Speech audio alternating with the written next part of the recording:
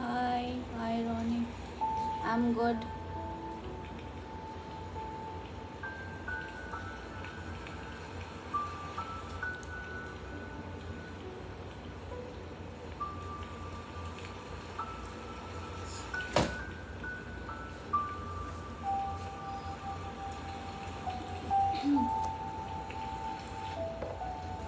I'm just setting the timer. I'm good. Is yeah, the mic is on. Yes, I'm good.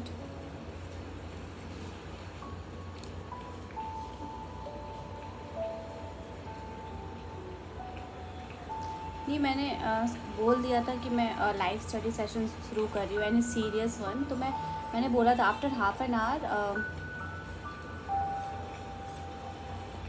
No I have said कि मैंने live study session start किया है. It's a serious one and I be replying after half an hour. तो ये मैंने बोल दिया था, तो ऐसा नहीं है कि थोड़ा सिस्टमेटिक है तो मुझे वो फॉलो करना पड़ता है. I have just 6 minutes. You guys can ask questions.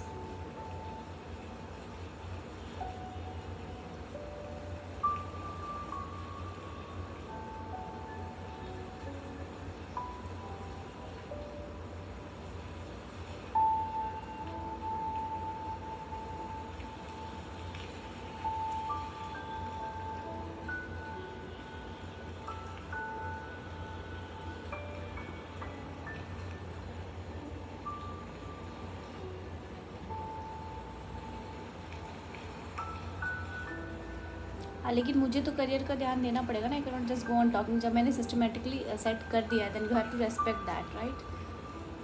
So I have said half an hour. After half an hour, you see the timer, and then after that I take 6 minutes break, and then at that time I reply.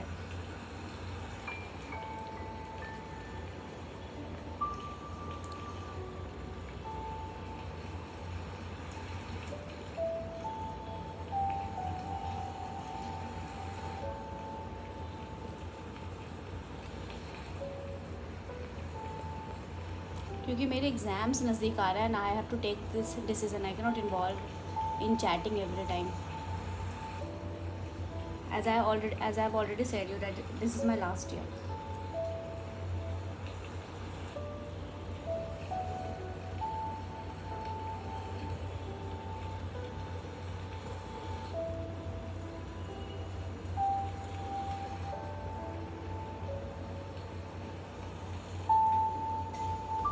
मैंने पहले ही बोल दिया था मेरे exams आ रहे हैं, very less month left, और this is the last year, तो मुझे मेहनत करना पड़ेगा. And I have given you time. ऐसा नहीं है कि I am not talking.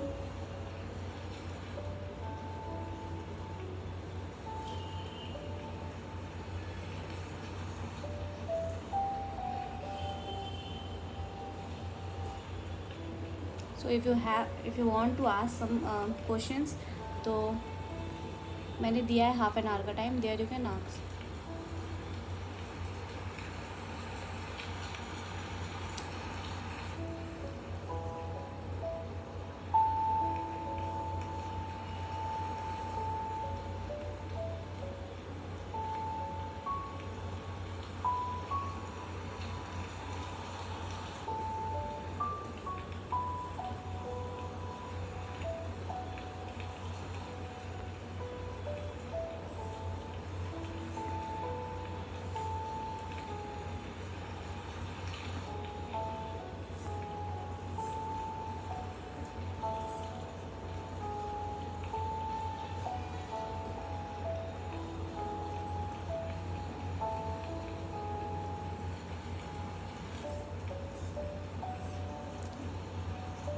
So if you have any question, you can ask me after 30 minutes. अब तो मैं दिन भर लाइव कंडक्ट करती हूँ, तो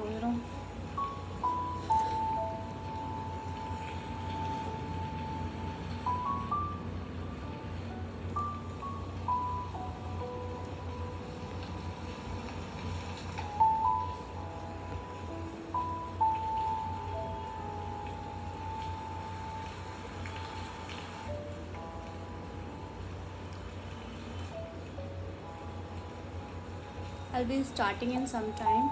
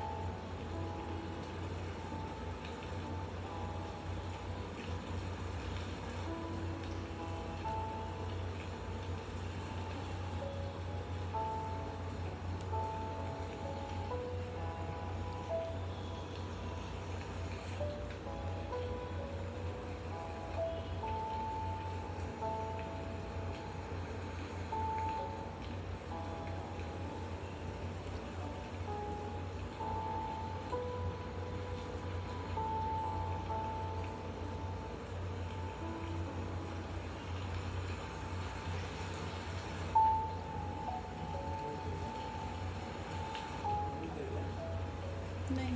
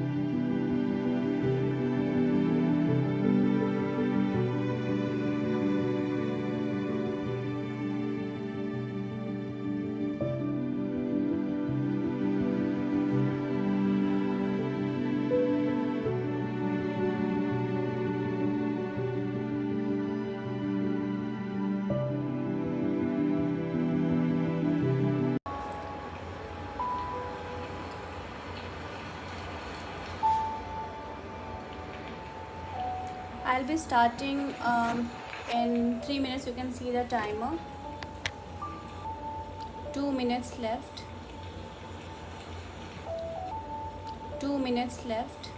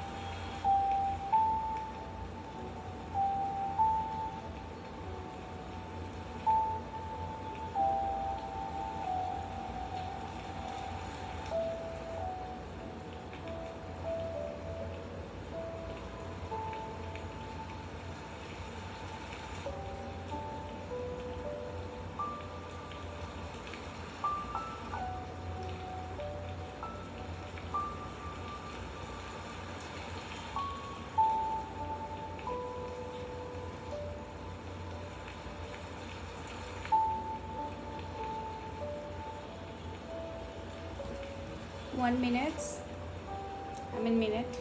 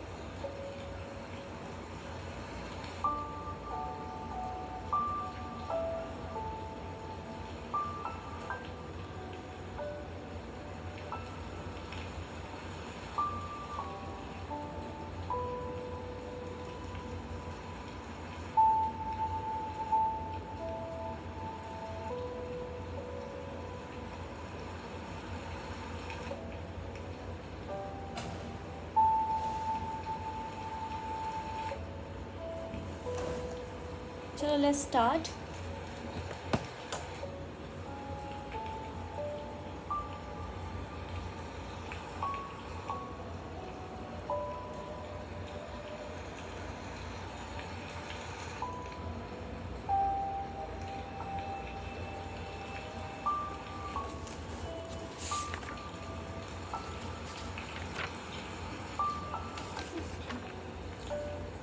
So yesterday I was in origin of volcanoes.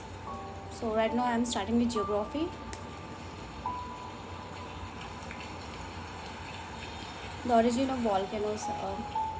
The ancient Greeks believed that volcanic eruptions occurred when Vulcan, the god of the underworld, stoked his subterranean furnace. So this is geography. Volcano. Beneath volcano, a small volcanic island of Sicily, from which the present word volcano is derived. Of course, we no longer believe this is true. Geologists and volcanologists have ascertained that volcanic activity is closely connected with crustal disturbances, particularly when there are zones of weakness due to defaulting or mountain folding. As temperature increases with increasing depth below the Earth's crust at an average rate of about 1 degree Fahrenheit for every 65 feet of the descent, the interior of the Earth can be expected to be in a semi-molten state,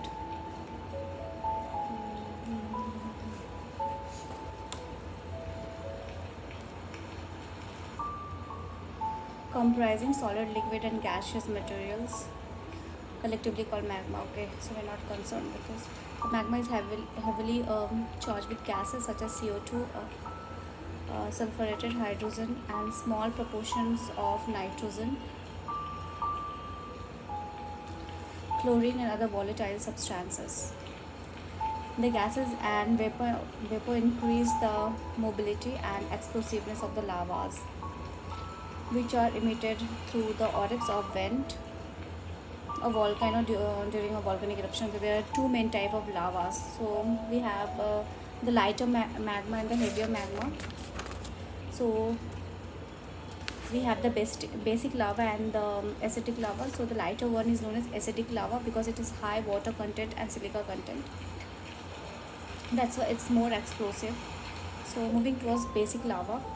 So these are the hottest lava, about 1000 degrees Celsius, and are highly fluid.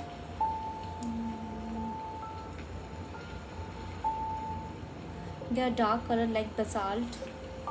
So they are also known as basaltic lava. So these are very heavier lava, rich in iron and magnesium but poor in silica. So there is very less silica, that means very less water. Silica is used to make glass, and that's why it's less explosive, because it's a heavier magma and it has less water content, and it flows horizontally, not vertically.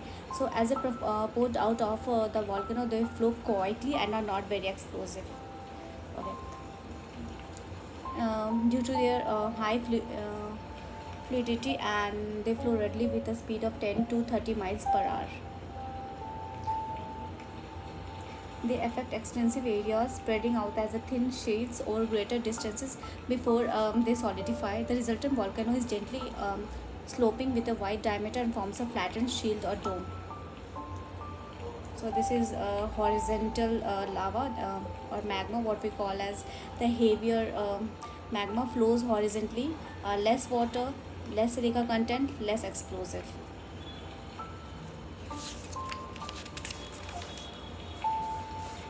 Moving towards acid lava. So acid lava is it has more water content, more silica content. It erupts vertically, is highly explosive in nature. So this lava are highly ambitious, yes, highly viscous with a high melting point. They are light colored, of low density, and have a high percentage of silica.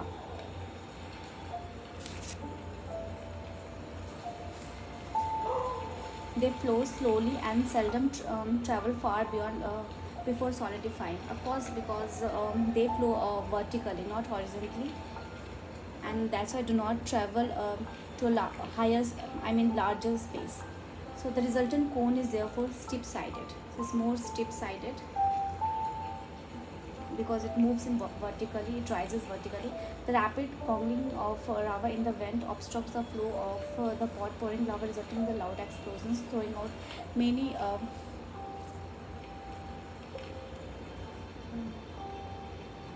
throwing out many volcanic bombs or pyroclast. Okay. Sometimes the lavas are so viscous that they form a spine or plug at the crater, like that of a Mount Pele.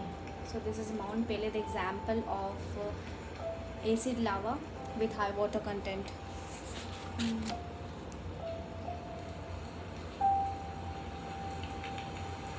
Some spines are very resistant, and while most of the material of very old volcanoes is removed by the erosion,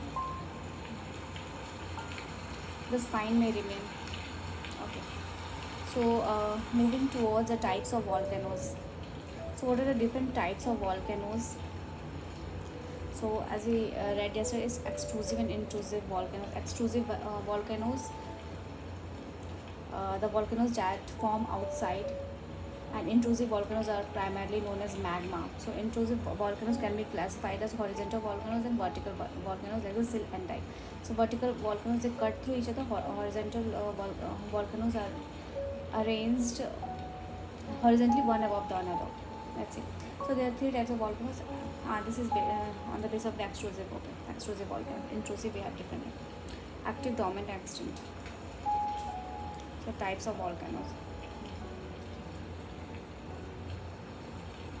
Extrusive landforms. Okay, some volcanic eruptions.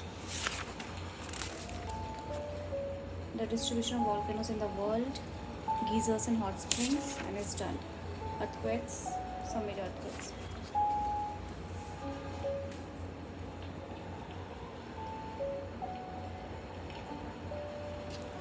So there are three types of volcanoes: active, dormant, and extinct. Volcanoes are said to be active when they frequently erupt, or at least when they have erupted within recent time. Those who have been known to erupt and show signs of possible eruptions in the future are described as dormant volcanoes. Volcanoes that have not erupted at all in historic times but retain the feature of volcanoes are termed extinct. तो जो erupt नहीं हुआ है, extinct of course. All volcanoes passes through active, dormant, and extinct stages. It's not that volcanoes are just extinct or active, but all volcanoes they passes through this stage or these phases.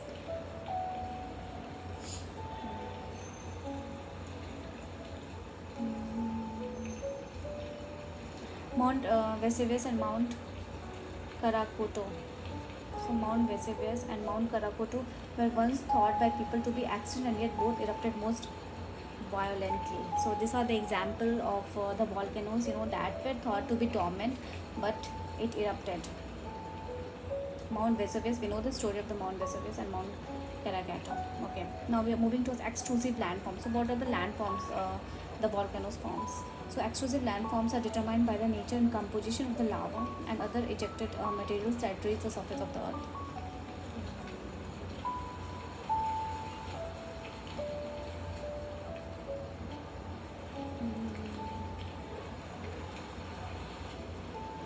The fluid basic lava following for long distances, okay, produces extensive lava plains and basaltic plateau.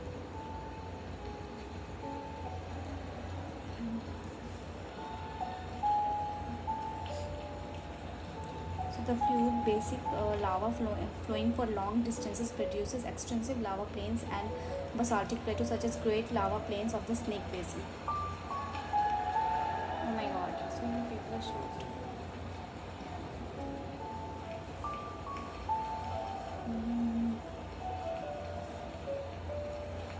Thank you, Gyan.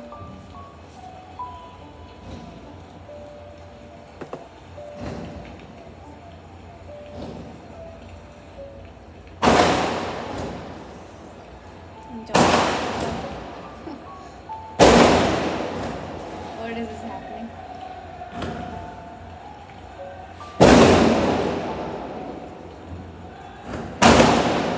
So this is Mumbai.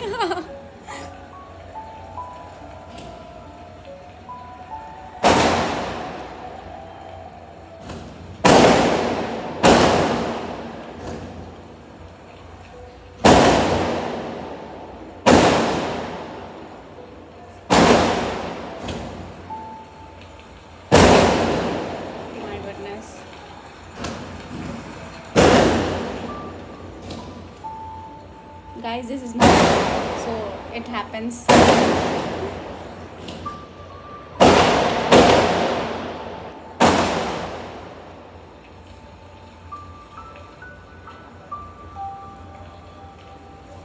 This is someone's birthday actually. Now they use cracker at a time of birthday as well. Okay. Explosive landforms are determined by the nature of the composition of the lava and the other rejected materials that resurface of the earth. The fluid basic lava flowing for long distances produces extensive lava plain and what is this? Basalt plateau. Yes. Yeah, sure, sure. So seriously, it's quite funny. So it's someone's birthday and they're burning the cracker.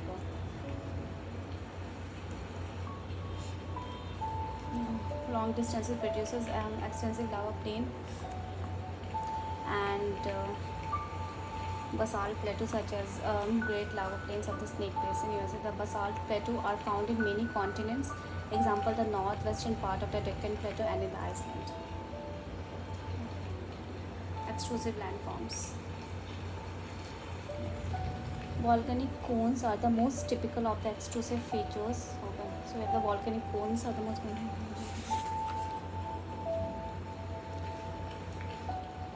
The highly fluid lava built up lava domes or shield volcanoes with gently rising slopes and broad flattened tops. So the highly fluid lavas built up lava dome or shield volcanoes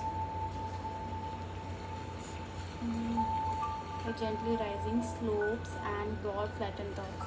So what is this lava? The highly fluid lavas built up lava or shield volcanoes. So the lava which is very fluid. The volcanoes of the Hawaii have the best developed lava domes. So example is the volcanoes of the Hawaii.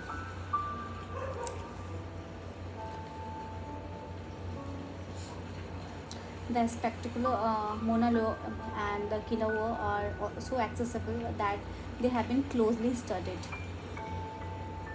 Kilauea has a very steep walled caldera. So all these are features of the volcanoes.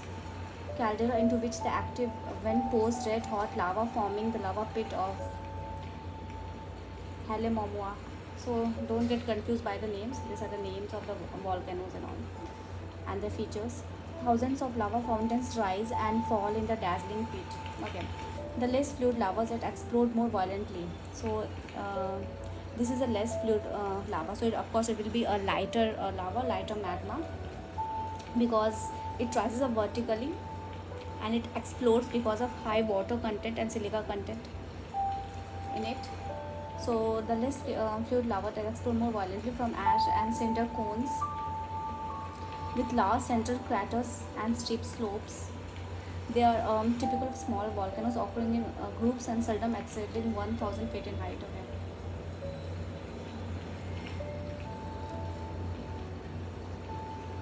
Such as Mount Nuevo near Naples. So this is a mountain, name of the mountain. Mount Paricutin in Mexico. The lava flows are so viscous that they solidify after a short distance. So when they are confined in valleys, they form lava tongues and lava dammed lakes.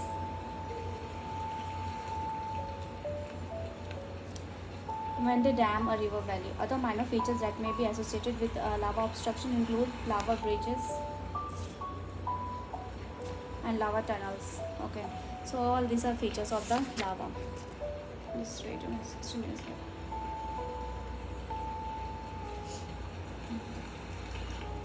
A volcanic region may be strewn with solid materials that were hurled from the vent of the volcano. The very fine particles are the volcanic dust, which may be shot so high into the sky that it travels around the world several times before it eventually comes to rest. The dust or ash falls as black snow and can bury houses and people. The coarser fragmental rocks are collectively called pyroclast. Coarser rocks, okay, and include cinders, Scoria, seriously, the name are really antagonizing me actually, I would say. Volcanic bombs. The highest and the most common volcanoes have composite cones. They're often called strato volcanoes. This needs revision actually. The names actually needs revision. The cones are built up by several eruptions of lava, ashes, and other volcanic materials from a main conduit, which leads down a reservoir of magma. Each new eruption adds a new layers of ashes or lava to the sides of the volcano, which grows steadily in height. From the main conduit, subsidiary dikes or pipes may reach the surface as feeders to parasitic cones.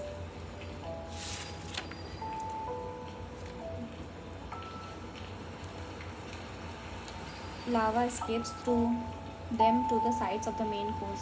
Mount Etna in Sicily has hundreds of such parasitic cones. Another interesting composite volcano is Mount Stromboli,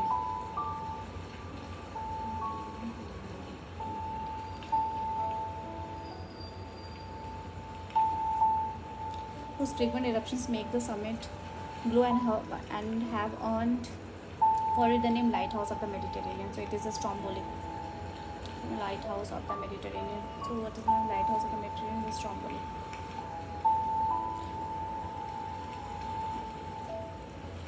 Other well-known composite volcanoes includes Mount Vesuvius, Mount Fuji, Mount it is very difficult to pronounce, Mount Popocatépetl. Okay, Popocatépetl, and Mount Chimborazo. Yes, I know Mount Vesuvius. I know Mount Fuji. I know Mount Chimborazo. I know this is Mount Popocatépetl. Okay, other well-known composite volcanoes. Stratovolcanoes, composite volcanoes. The cones are built up by several eruptions of lava, ashes, and other volcanic materials from the main conduit, which leads down a reservoir of magma. During an eruption, material from the top of the cone is blown off or collapsed into the vent, widening the orifice into a large crater. Some volcanoes may have greatly enlarged in depression called calderas, which may be several miles across, may be formed. These are the result of the violent eruptions accompanied by the subsidence of much of the volcano into the magma beneath. Water may collect in the crater or the caldera, forming crater or caldera lakes, like Lake Tomba in Sumatra. Now, some volcanic eruptions. Mount Vesuvius, it has erupted. It was considered extinct earlier, but it erupted.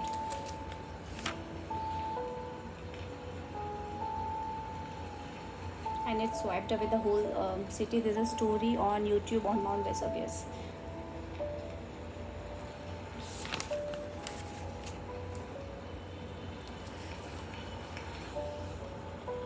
So some volcanic eruptions in the history of mankind, perhaps the most disastrous eruptions were those of Mount Vesuvius and Mount Karakatu and Mount Pele.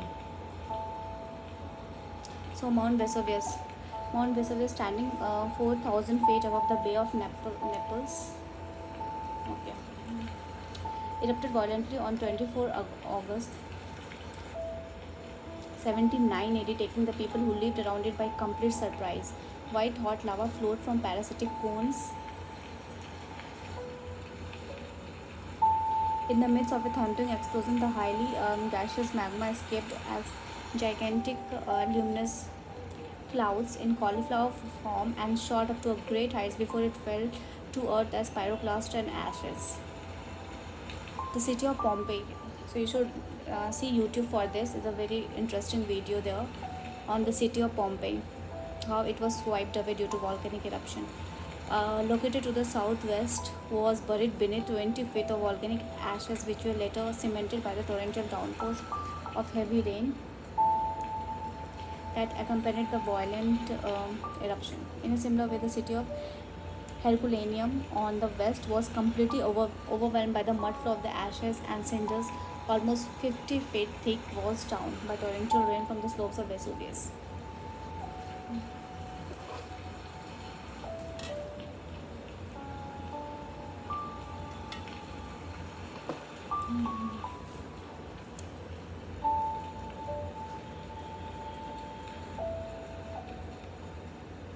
Almost the entire population of the two cities was buried alive.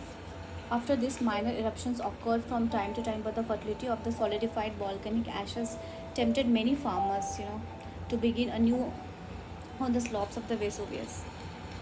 Then came the catastrophic eruption of December 1639 when an avalanche comprising red hot volcanic debris, pasty lava, and highly energized gases ruined 15 towns and 4,000 inhabitants. The ashes that descended on the Naples were estimated to be a foot thick. So this is the whole story of the Mount Vesuvius, how it swiped away the city known as Pompeii. It's a very interesting video on YouTube is available. You can watch it. Mount Karakatau. So now moving towards um, after after Mount Vesuvius, moving towards Mount Karakatau. This so volcanoes in the Mount Karakatau was also thought to be extinct, but it erupted. So let's listen to the story of Mount Karakatau. The greatest volcanic explosion known to men is perhaps that of Mount Karakatau in 1883. So it exploded in 1883. Okay, when the East India Company was ruling India. Oh, sorry, no, the British Raj has started. Sorry, it was before 1857. It's 1883. Karakatau is a small volcanic island in the Sunda Strait, midway between Java and Sumatra.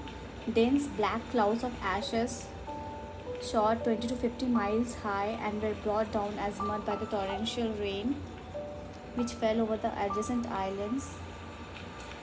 So much magma was ejected from the underlying reservoir that 2/3 of the island collapsed and disappeared, forming a huge submarine caldera.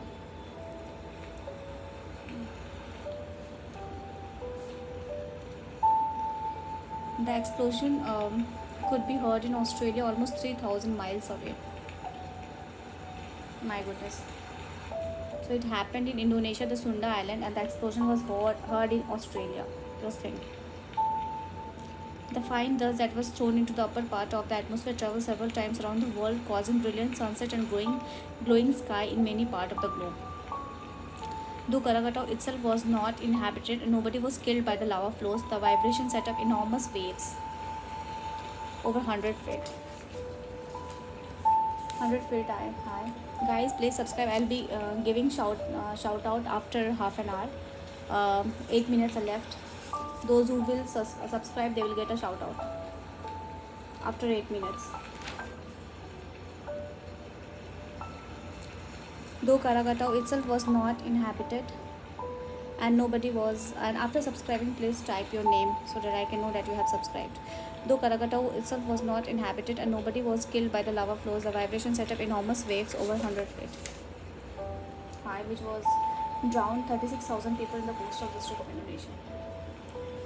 After remaining dormant for almost half a century, an eruption in 1927 pushed up a cinder cone from the submarine floor, culminating in a new volcanic island was named Anak Karakatau, meaning the child of Mount Karakatau. Then see how just different islands were formed due to volcanic eruption.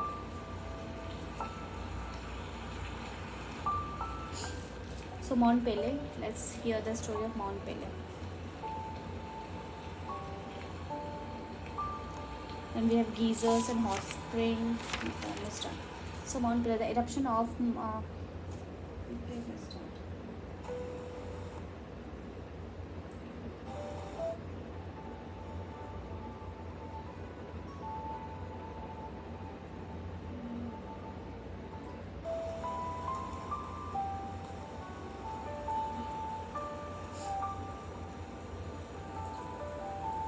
So Mount Pele, the eruption of Mount Pele was of the West Indies. So it's very much significant. In the May 1902 was the most catastrophic of modern times.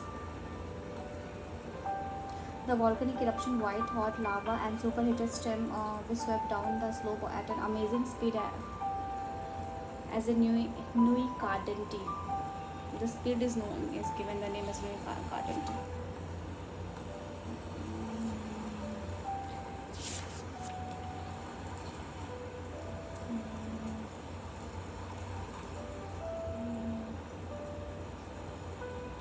Saint Pierre, the capital of Martinique, lying on the path of the lava, was completely destroyed. So this island, तो यहाँ पे एक island था Saint Pierre, वो पूरा destroy हो गया because of eruption of the magma. Its entire population of 30,000, except 2 of them, seriously, was killed almost instantly. So 30,000 population वो instantly मर गए, बस 2 बच गए. Even the sea was boiling and all the ships in the harbor were wrecked. The ejection of volcanic materials continued for several months until a vertical spine rose from the crater, almost 1,000 feet high by the middle of 1903. Now you see that कि landforms वहाँ पे form होने लगे because of क्योंकि इतने सालों से volcanic eruption चल रहा था, and then it started forming landforms, and that's how the birth of the land happened. So एक ऊंचा सा mountain type का landform form हो गया because the lava was erupting vertically. The spine was formed by the pasty lava partially solidified in the neck of the volcano. ये जो spine जो form हुआ था, जो थोड़ा सा आइलैंड, वो एक्चुअली जो लावा निकला था, थोड़ा सा लावा जो निकला था वो सॉलिडिफाई हो गया था वो, और वो वॉल्केनो का जो नेक होता है, this portion, it was form there. Part of the spine however crumbled under continual weathering as well as internal process. The distribution of volcanoes in the world. So moving towards the distribution of volcanoes in the world, volcanoes are located in a fairly clearly defined pattern around the world, closely related to regions that have been intensely folded or faulted. So wherever in the region there is folding and faulting occurs, there we find volcanic activity. So there are well over 500 active volcanoes. So as we know today that in Russia there was earthquake. Why did it happen? Due to volcanic eruption, and due to volcanic eruption, earthquake happened in Russia, and due to which tsunami came in Japan. So everything is interrelated. So there are well over 500 active volcanoes and thousands of dormant and extinct ones. They occur along coastal mountain ranges, as offshore islands, and in the midst of the oceans, but there are few in the interiors of the continents.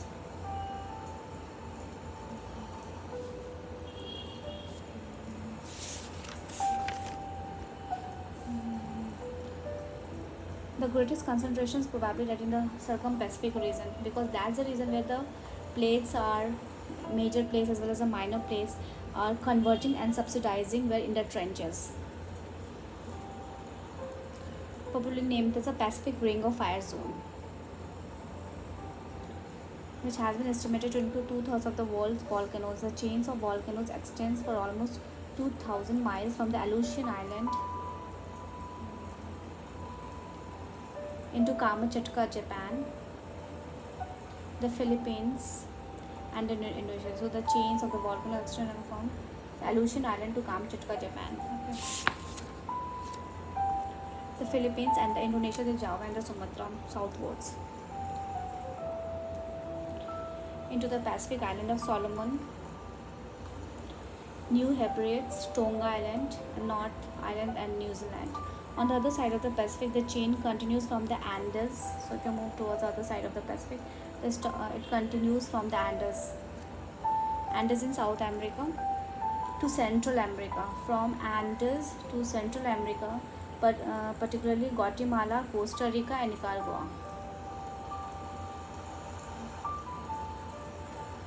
Mexico, and right up to Alaska. It is said that there are almost 100 active volcanoes in the Philippines, 40 in the Andes, so we don't know, it can erupt at any time. 35 in Japan. So sorry. So sorry.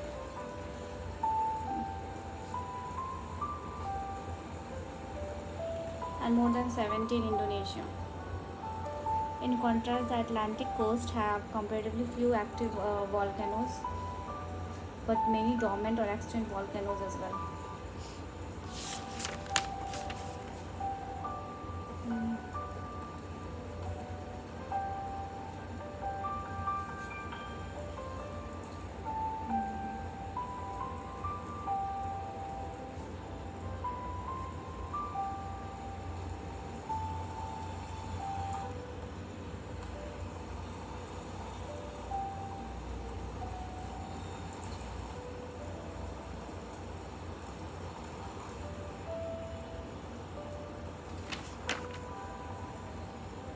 Okay.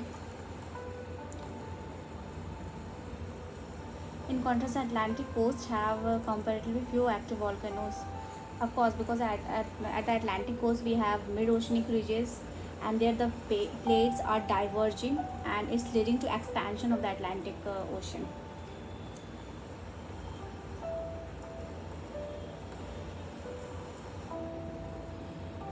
But many dormant or extinct volcanoes like Madeira, oh my God, Madeira is the tributary of Amazon River. So if you don't know. Madeira, St. Helena, Cape Verde Island, and Canary Island, but those of Iceland and the Azores are active. Okay, but many dormant or extinct volcanoes. So Madeira is a dormant, Ascension is a dormant, St. Helena, Cape Verde Island is dormant, and Canary Island, and those of Iceland and Azores are active. Volcanoes of the Mediterranean region. Just let me process this. Volcanoes of the Mediterranean region are mainly associated with alpine folds. Okay. Vesuvius, yes. Mount Etna, that is in Italy. Mount Sicily, Stromboli, and those of Aegean Island. A few continue into Asia Minor. Mount Ararat, Mount Elbrus. The Himalayas have surprisingly no active volcano. The reason being formed due to folding,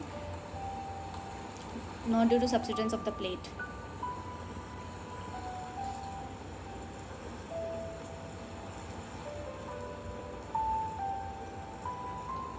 And reason being convergence of the continental plate. So volcanoes are formed when there is a convergence of the oceanic plate, so it will converge and the substrates and will form islands in the oceans. And if there is a convergence of the continental plate and oceanic plate, then it will lead to a formation of the mountains. But in case of Himalayas, which is a young mountain, and it's still folding, and the size is increasing, it is formed due to convergence of the continental plate. In Africa, some volcanoes are found along the East African Rift Valley. Mount Kilimanjaro and Mount Kenya. So Mount Kilimanjaro, Mount Kenya, both probably extinct. The only active volcano of the West. Okay, I'm taking a break.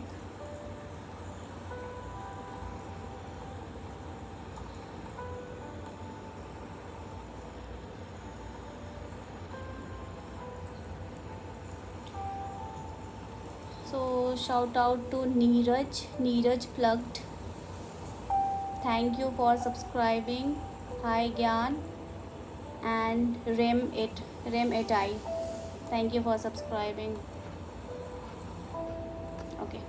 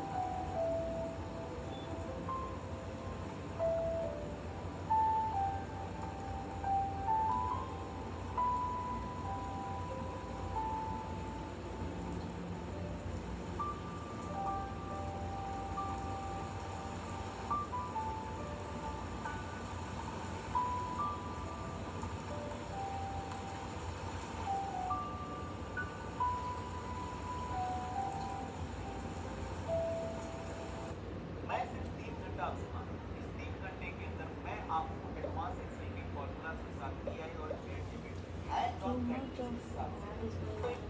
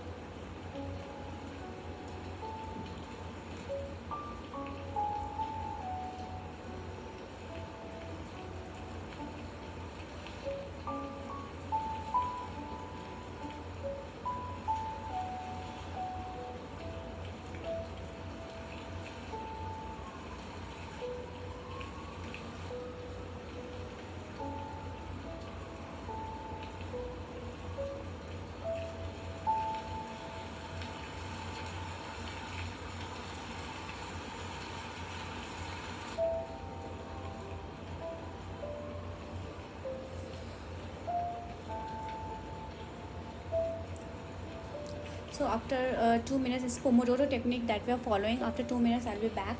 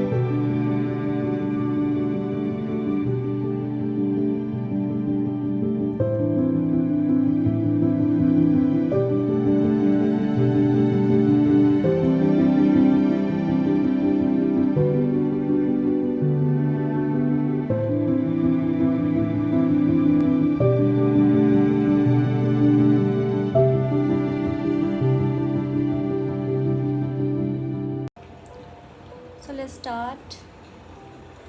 I'm setting the timer.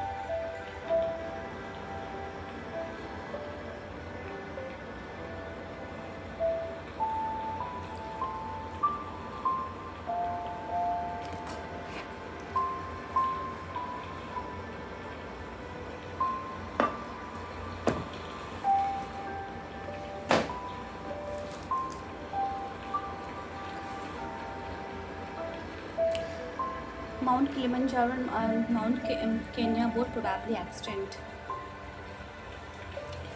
The only active volcano of West Africa is Mount Cameroon. So this is the active volcano still erupting. So there are some volcanic cones in Madagascar, but active eruption has not been so far. Just wait, let me.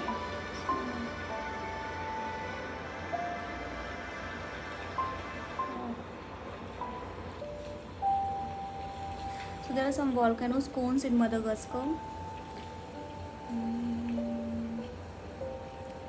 But active eruption has not been known so far. The West Indian island have experienced some violent explosion in recent times. Mount Pele in Martinique and Mount Vincent further south. The Lesser Antilles are made up mainly of volcanic islands, and some of them still bear signs of volcanic liveliness. Okay.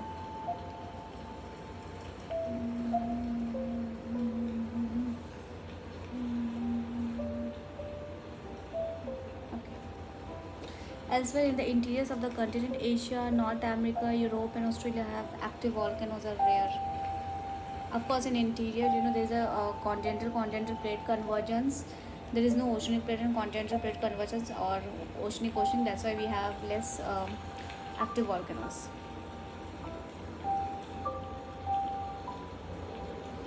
So geysers and hot springs. Geysers are fountains of hot water. So geysers are fountains of water. Geysers, of course, it's a fountain of hot water and superheated steam that may spout up to a height of 150 feet from the earth beneath. The phenomena are associated with a thermal or volcanic region in which the water below is being heated beyond boiling point. Just wait. Let me process. Geysers are fountains of the hot water and superheated streams that may spout up to a height of 150 feet.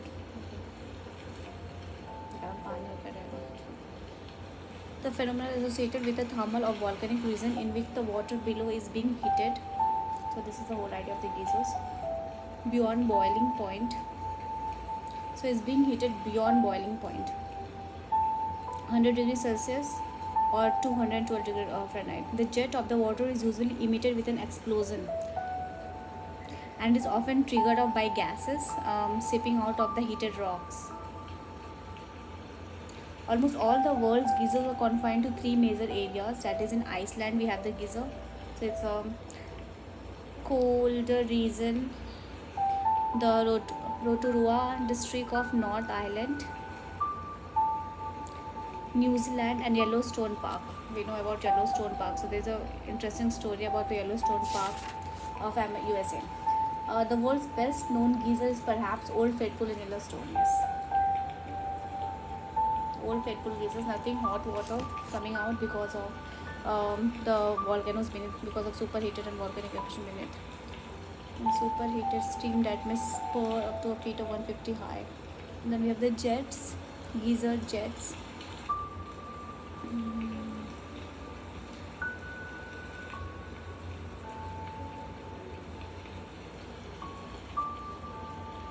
The phenomenon associated with the thermal or volcanic region in the water below is being heated. Yeah.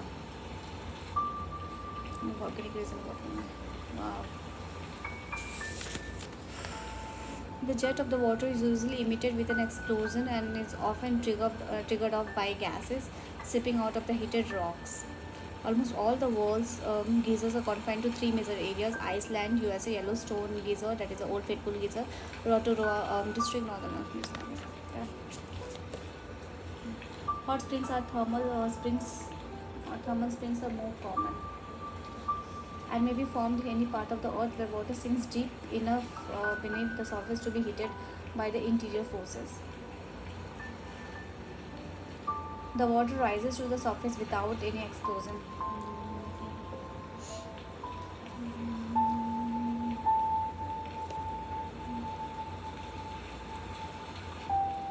Okay.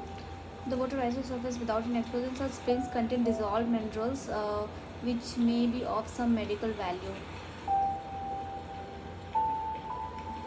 Iceland has thousands of hot springs. Some of them have been harnessed to heat houses, swimming pools, and for other domestic purposes. Hot springs and geysers have become tourist attraction in Japan and Hawaii.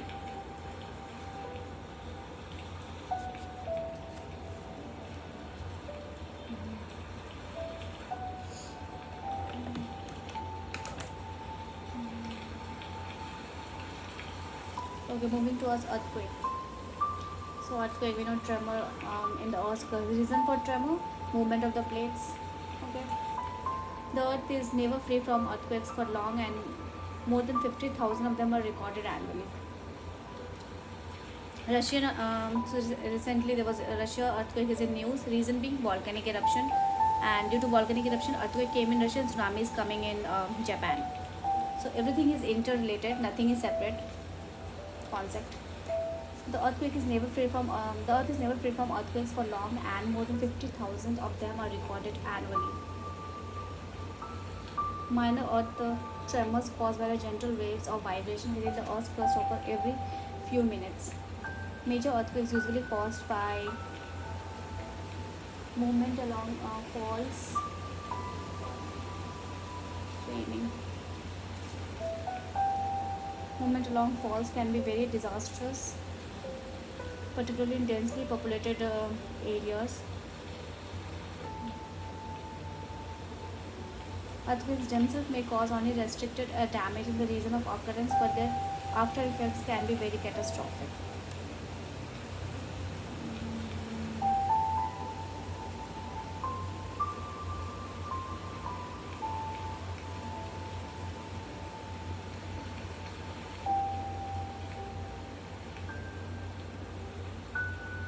They produce gigantic tidal waves called tsunami. Earthquake, tsunami, volcanic eruption, earthquake, tsunami. By the Japanese, which flood towns, and so tsunami is a Japanese word. It means harbor waves because these waves they strike the harbor, so it's called as harbor waves, which flood towns and drown thousands of people. Fire breaks out beyond control as gas mains are shattered and buildings collapse. In severe earthquakes, fissures gape open and the ground writhes and undulates in the passage of the surface waves. A wave height of a quarter of an inch and in the upheaval is sufficient to bring down most of the ordinary buildings. Roads, railways, and bridges are buckled and twisted. Telecommunication are hit when the cables are snapped. Hills are also shaken. That landslide are widespread. As the vibration thins out at the edges, like the series of waves set up by a stone thrown into water, damage is greatly reduced. Only the highly sensitive seismograph can record the movements of the earthquake waves.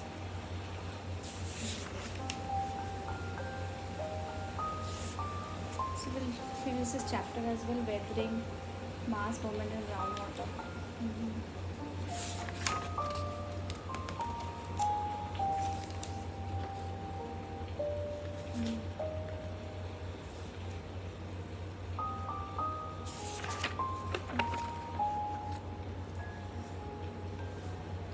Earthquake is done. Tremor waves. Earthquakes will lead to a tsunami, so caused due to movement of the plates. And what do you want to know? So minor earth tremors or major earth tremors along the fault line. Some major earthquakes. Moving to some major earthquakes, one of the greatest earthquakes ever known was the Great Lisbon earthquake. Maybe it caused a disastrous effect on the country in which it occurred and the reason in which it took place. So it was of high energy and frequency. So one of the greatest earthquakes ever known was the Great Lisbon earthquake on 1 November 1755. It originated in an abrupt subsidence of the ocean. Oh, okay. So it originated in an abrupt subsidence of the ocean floor in the Atlantic west of the Lisbon. So this earthquake was caused in the ocean due to subsidence of the ocean plate. Tidal waves as high as 35 feet were set up, which swept across the coastal district of the Lisbon, drowning thousands. Most of the buildings collapsed completely, and it was estimated that 60,000 inhabitants died. The effects of the earthquake were felt within a 400 miles radius of Lisbon in North America and Europe.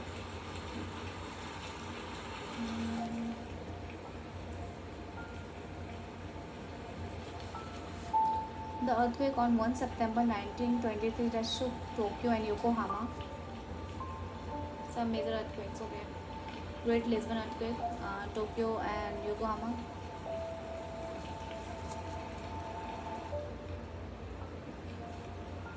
You can also quote Nepal earthquake. Was equally shocking. A fracture that occurred in the Earth's crust of the coast of the Japan caused the earthquake. My God. The fragile buildings of the densely populated twin cities were mostly ruined. More than 500,000 houses collapsed. Widespread fires from factories, gas means oil installations and kitchens killed a quarter of million people and many more were injured.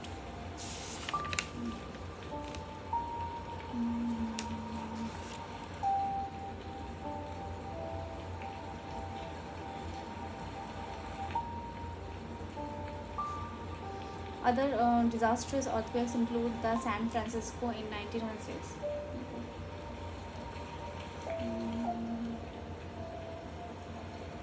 Which ruined the greater part of the earth, the heart of the San Francisco.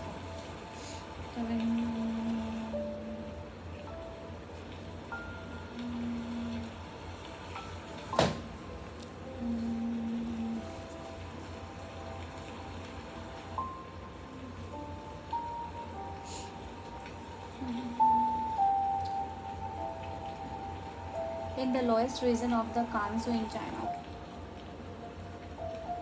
Yellow soil, yes. Lowest region of the Gansu in China, 1920 earthquake claimed 200,000 lives. So 200,000 lives, and again in 1927 when 100,000 cave dwellers were buried alive.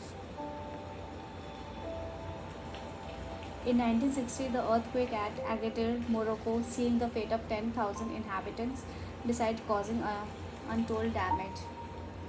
And in 1960, there was a disastrous earthquake in eastern Iran with its epicenter Kak. So different types of earthquakes. Some of the major earthquakes, Great Lisbon earthquake. There is no talk about Nepal earthquake. Hi Rishabh, will be replying in 30 minutes. So the earthquake, it originated in an abrupt subsidence of the ocean.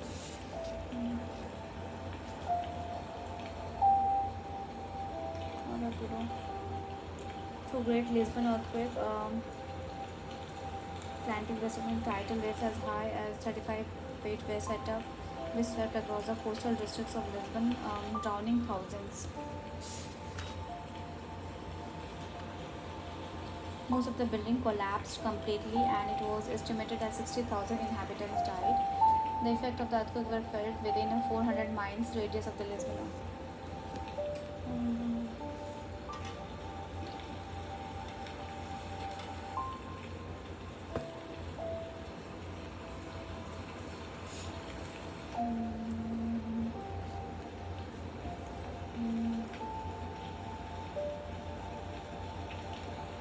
The earthquake on 1 September 1923 that shook Tokyo and Yokohama was equally shocking. A fracture that occurred in the Earth's crust of the coast of Japan caused the earthquake, and San Francisco earthquake, lowest region. Okay.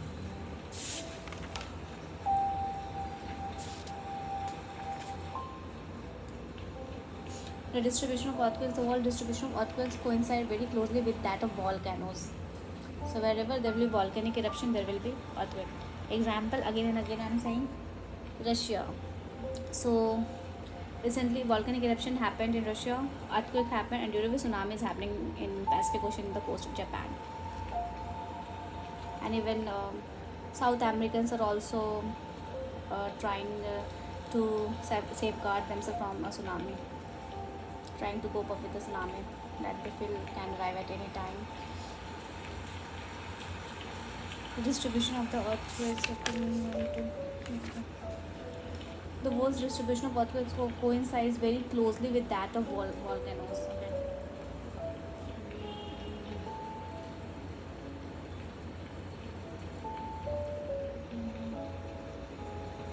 Okay. regions of greatest seismicity and circum-Pacific areas with the epicenters and the most frequent occurrences along the Pacific Ring of Fire.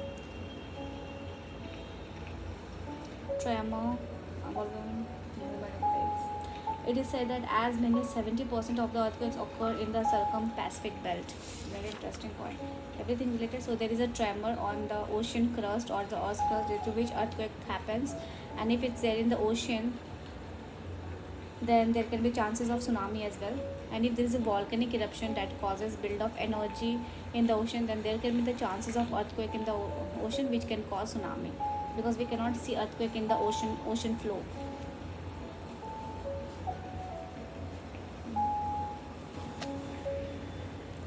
Done with this chapter. Let's make small notes. So volcanoes and earthquakes is earthquake half it's complete. So this is also there, I think. Weathering, mass movement and groundwater. So what do you mean by weathering? So what I know about the weathering is that the breakdown of the rocks, something like that. Breakdown of the rocks into small particles that leads to the movement of the rocks. And groundwater we'll see due to rainfall and also let's see.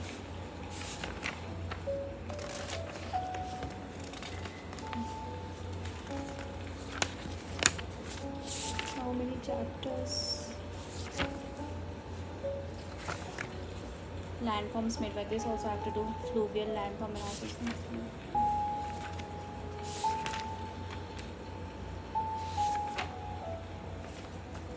Landforms for glaciation we have to do. So the landform very like that. The arid and desert landforms.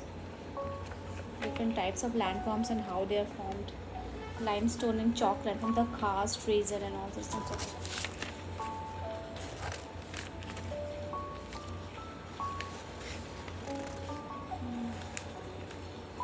Coastal landforms. Island and coral reefs.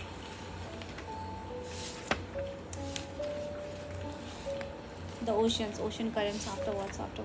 Yes. And after that, after this portion I have done, I think. Weather done. So how many chapters are left? I'll just finish it off.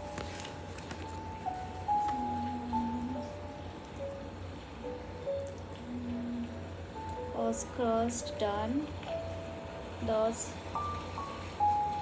We'll do Earth's crust. So volcanoes is done. So let's start with Earth's crust and weathering and the different formation of different forms of landforms. Okay.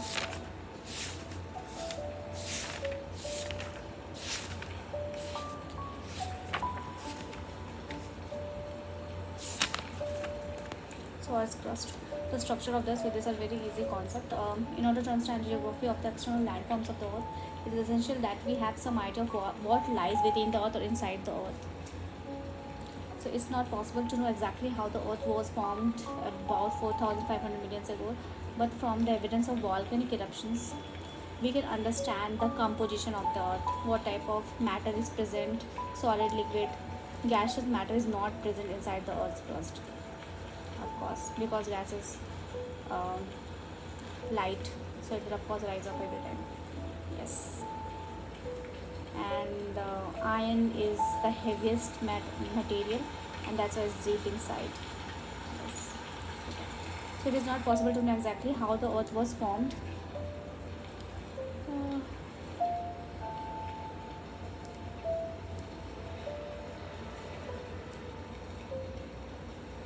About 4,500 million years ago, but from the evidence of the volcanic eruptions and earthquake waves, deep mine operations and crustal borings, the following facts are quite clear. So this tells us about the interior of the Earth. So these are the physical properties that tells us about the interior of the Earth. We also have chemical properties. So the Earth is made up of several concentric layers. The outer layer of is lithosphere, which comprises of two distinct parts apart. The upper part consists of granitic rocks and forms the continents.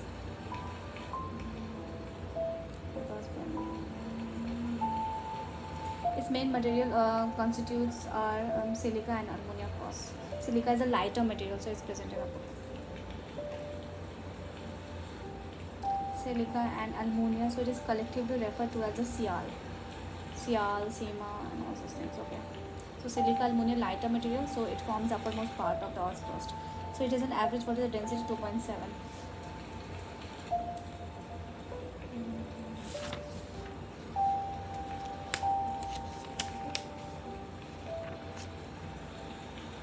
The lower part is a continuous zone of denser. So moving down, we have a denser material, denser basaltic rocks forming the ocean floor. So if you look at the continental floor, it is formed due to lighter magma.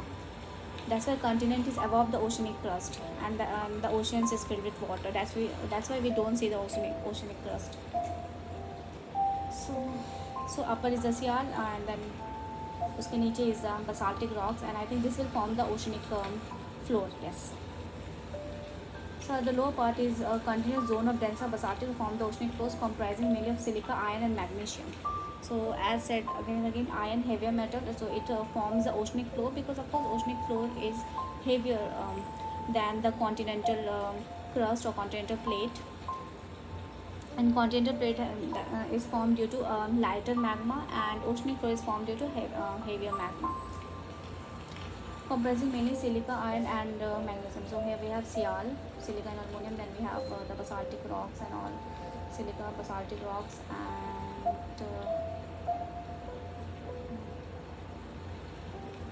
iron, magnesium.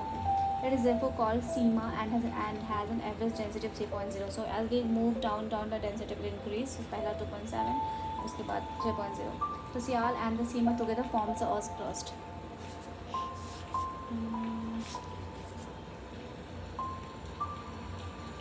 Which varies in thickness from only 3 to 4 miles beneath the oceans to as much as 30 miles under some parts of the continents. Since the Sial is lighter than SEMA, the continents can be said to be floating on a sea of a denser SEMA. Okay.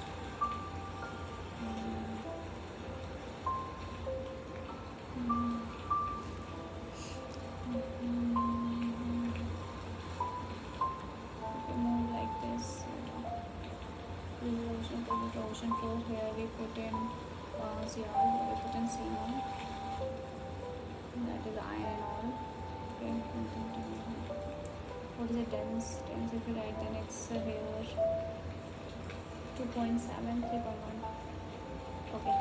The Sial and the SEMA together forms the Earth's crust, which varies in thickness from only 3 to 4 miles beneath the oceans to as much as 30 miles under some parts of the continent. Since the Sial is lighter than SEMA, the continent can be said to be floating on the sea. Okay. Immediately beneath the crust or lithosphere is the mantle. So we have the lithosphere, then we have the mesosphere. So lithosphere, lighter part. Mantle, mesosphere, heavier than lithosphere, is about 1,800 miles thick. So these data are just going to kill me. Composed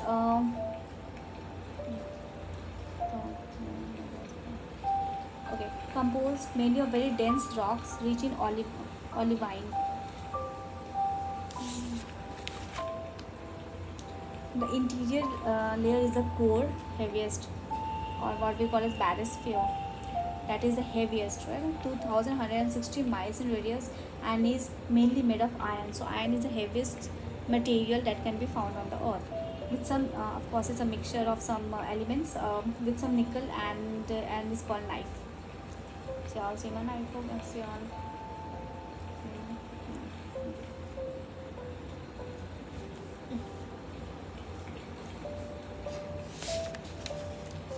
The temperature here is estimated to be as high as 3,500 degree Fahrenheit.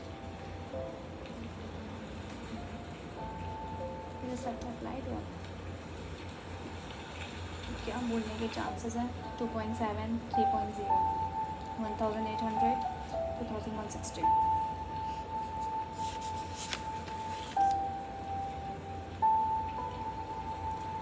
And the core is subject to extremely high pressure. Under such condition, the core could be accepted to be in liquid state, but we know that the core is not in liquid state. But recent studies through earthquake waves have suggested that the innermost part of the core is probably a crystalline or solid mass. So it's not in liquid state; it's a crystalline or solid mass. But why? Parts of the Earth's crust are immersed by oceans and sea. This forms a hydrosphere. Okay, extending skywards for over 15 miles, the Earth is enveloped by a mass of gases which makes up the atmosphere. Hydrosphere, atmosphere, we know we have done the layers of the atmosphere already.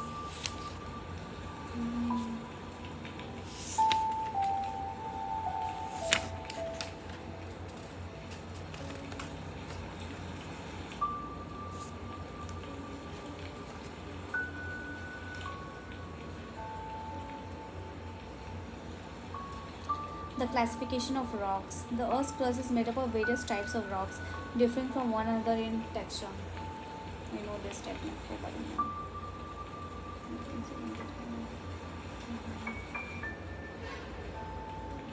In texture, structure, color, permeability, mode of occurrence, and degree of resistance to denudation.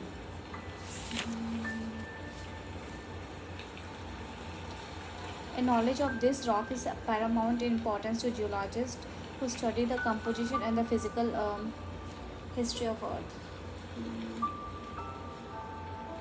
But the geographer too needs a basic knowledge of the most common rocks and their relationship with the landforms.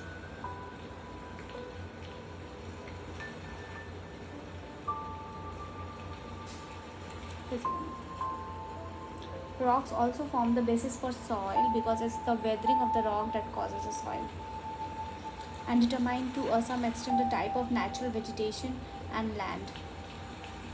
So we must have a fair acquaintance with the rocks around us. So what type of rock, what is the structure and all these things. Generally speaking, all rocks may be classified into three, of course, igneous, sedimentary, metamorphic. Igneous meaning magma formed due to volcanic eruption. Igneous rocks are formed by the cooling when the lava it cools and solidifies, or the molten rock that is magma from beneath the Earth's crust. They are normally crystalline and in structure.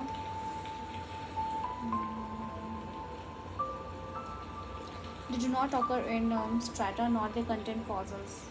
Okay, so this is an important point. It's a pure volcano-based rock. It has not contained fossil right now. It will contain in later period, of course.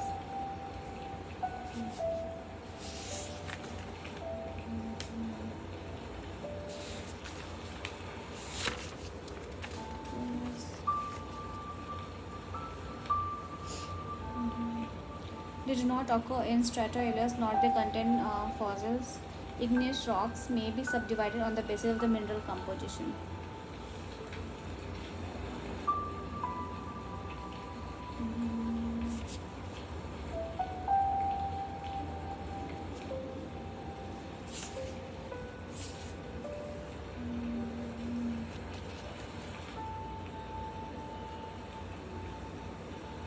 When they contain a high proportion of silica, they are said to be acid.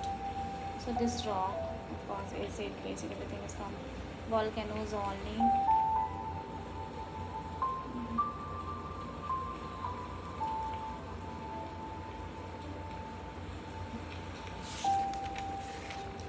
So igneous rock may be subdivided on the basis of the mineral composition. So when they contain a high proportion of silica, so they are called to be acid. Acid igneous rock lighter, such as granite. So granite lighter, yes. So acidic igneous rocks such as granite lighter are less dense, as I said, is lighter and less dense, and are lighter in color than basic rocks. So this contain a greater proportion of basic oxides, for example, iron, aluminium, magnesium, and others denser and darker in color. In terms of origin, there are two main classes of ignitions or different types of igneous rock. Totally lava, solidifying of the magma, cooling and solidifying of the magma doesn't contain fossils at the initial stage. A mineral composition, so of course silica content. When they contain, so it can have less amount of silica content and other more basic materials as well. That are more denser. So but if it has high proportion of silica content, then it is acidic. So for example granite, and less dense and lighter in color than the basic rocks. So this they may contain a greater proportion of basic oxides,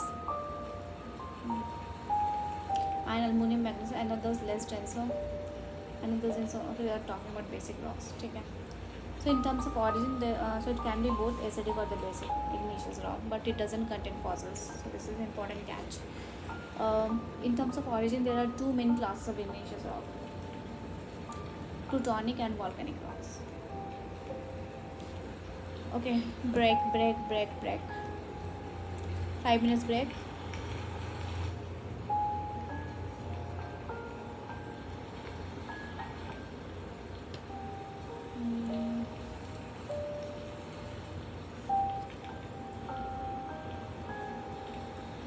Low light. Yes.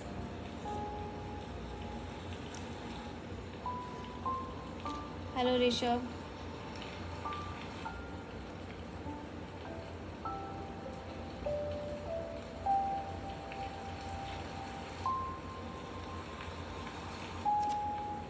So light is not low. I can clearly see my books and all.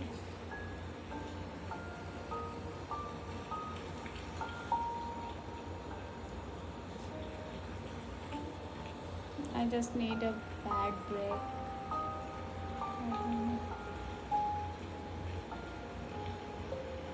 So I'm taking 6 minutes break. Okay.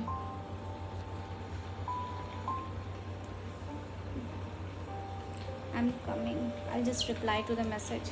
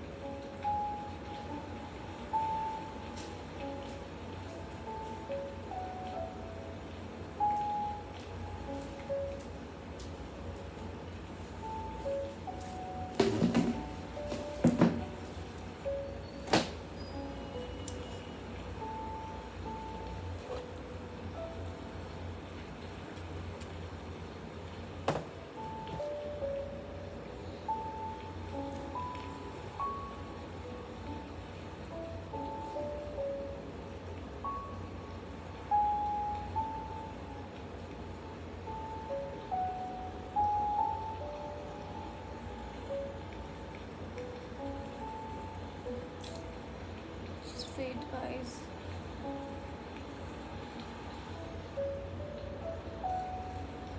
Oh god.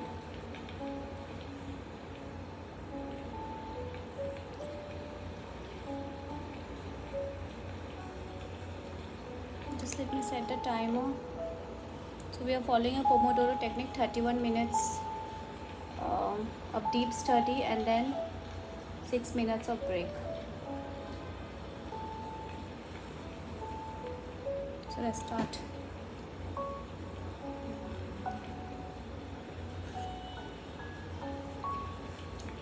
So igneous rocks. So we have already done, yeah. So different types of igneous rocks in terms of origin. There are two main classes of igneous rocks. One is a plutonic rocks and other is a volcanic rocks. So the idea of the plutonic rocks.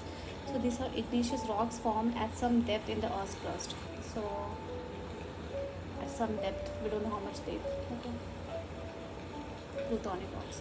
So they have cooled and solidified, okay, slowly, so that large easily recognized crystals have been able to form. So it has crystals because it has cooled and solidified.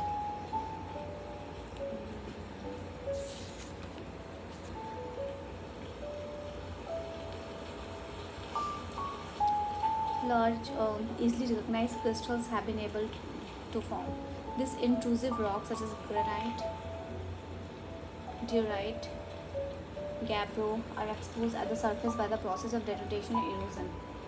So these are some of the plutonic rocks already crystallized, has been because solidified and cooled, and examples of such rock are intrusive of granite, diorite and gabbro. Important. Denudation and erosion. So now moving towards volcanic rocks. So these are molten rocks poured out of volcanoes as lavas. They solidify rapidly on the Earth's surface and the crystals are small. So this plutonic rock, they also solidify and get cooled, but they take more time to solidify and get cooled. And these volcanic rocks, they do it rapidly. So they solidify rapidly and on the Earth's surface, and that's why small crystals are formed and there big large crystals are formed. So if it solidifies rapidly, then small crystals will be formed on the rock, and if if it takes longer period to solidify, then big crystals will be formed. अच्छी चीज़ों को बनने में time लगता है, simple as that. Basalt is a common volcanic or extrusive rock and forms lava flows, lava shades and lava plateaus.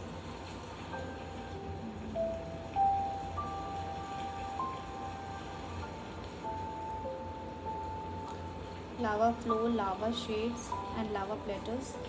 Example those of Antrim in North Ireland, the Deccan Plateau in India. So basalt is an extrusive rock and forms lava flow, lava, of course it flows outside now, that's why, horizontally, slowly, and forms lava flows, lava shades and lava plateaus, from those of Antrim in North Ireland and the Deccan Plateau in India and the Columbia Snake Plateau. Some kinds of basalt, they solidify in a very peculiar manner to form long polygonal columns. These are the features of the basaltic lava flow.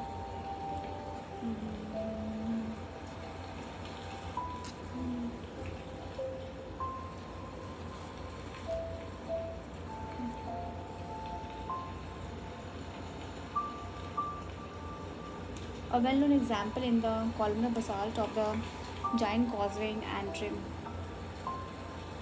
Some of the molten lava may push its way to the surface through clefts and passes solidifying in vertical dikes and horizontal sills. So this is a very interesting point.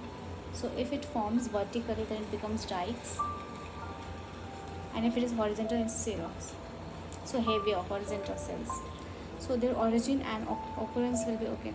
Most igneous rocks are extremely hard and resistant. For this reason, they are quarried for road making and polished as monuments and gravestones.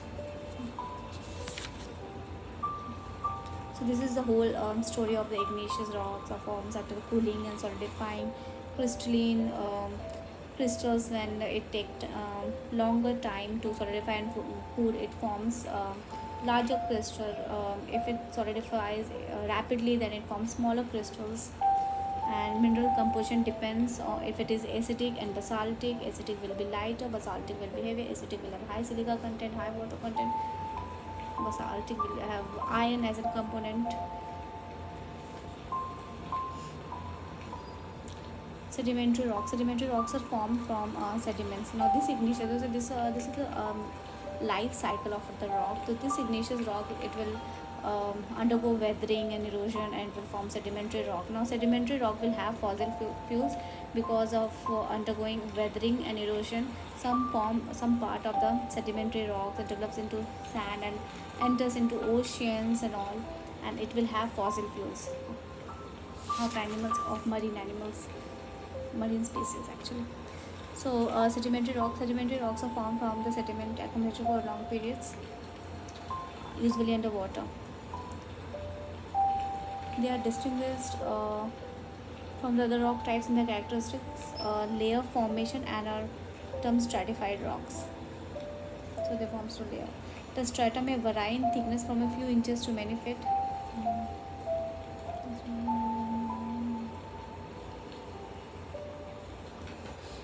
The rocks may be coarse or fine grained, soft or hard. The materials that form sedimentary rocks may be brought by streams, glaciers, or even animals.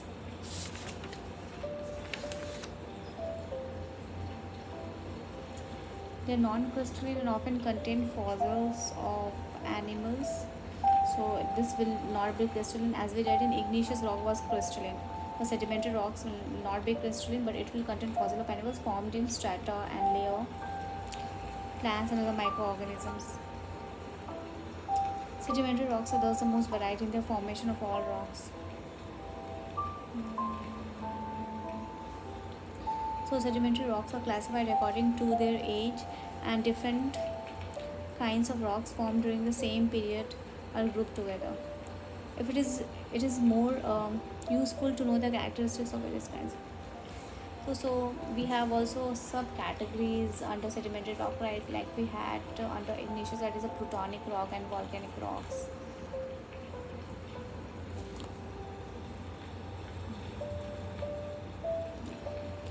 So sedimentary rocks can be classified into three: mechanically formed sedimentary rocks and organically. Organically means that it will contain fossil fuels, of course, and then we have the chemically formed sedimentary rocks. So mechanically formed sedimentary rocks, if we talk about them, these rocks have been formed from the accumulation of materials derived from other rocks which have been cemented together, like sandstone.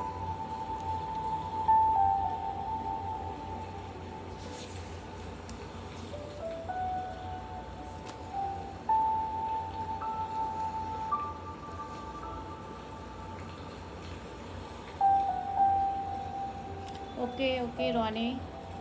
Thanks. So these rocks have been formed from the accumulation of materials derived from the other rocks, which have been cemented together. So it has been cemented together. Example: sandstone are probably the most familiar sedimentary rocks.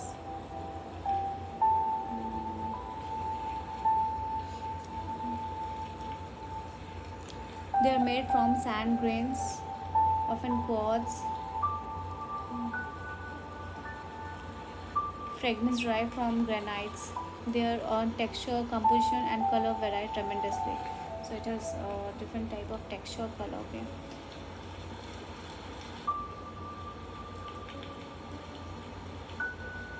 So from the accumulation of materials derived from the other rocks. Example: sandstone. Okay. So what are the example of this? Sandstone, sand grains, quartz. Quartz fragments derived from the granites. Achha. Okay. Okay. Interesting.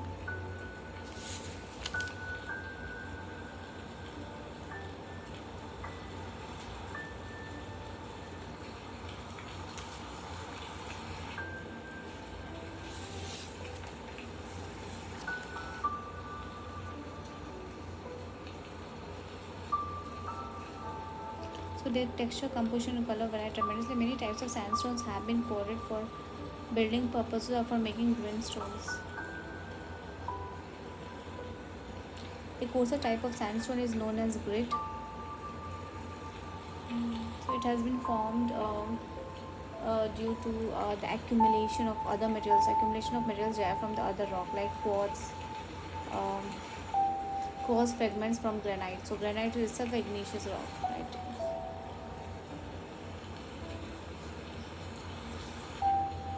A coarser type of sandstone is known as grit.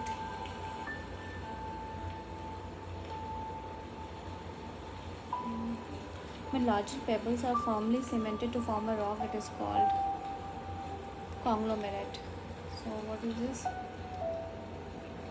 When larger pebbles are firmly cemented to form a rock, it is called conglomerate.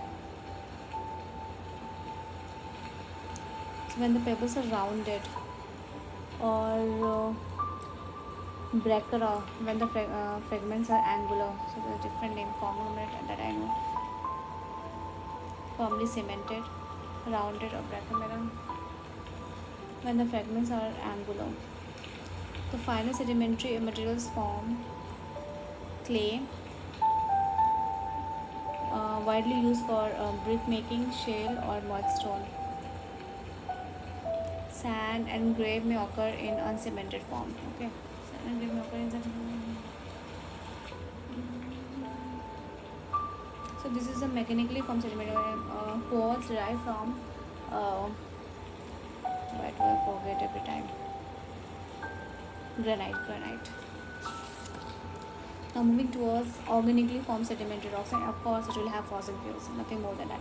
So these rocks are formed from the remains of the living organisms such as corals, shellfish, whose fleshy parts have been decomposed, leaving behind the hard shells.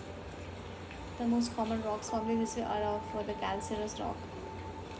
They include limestone and chalk. So this we know limestone. So we have different types of sedimentary rock.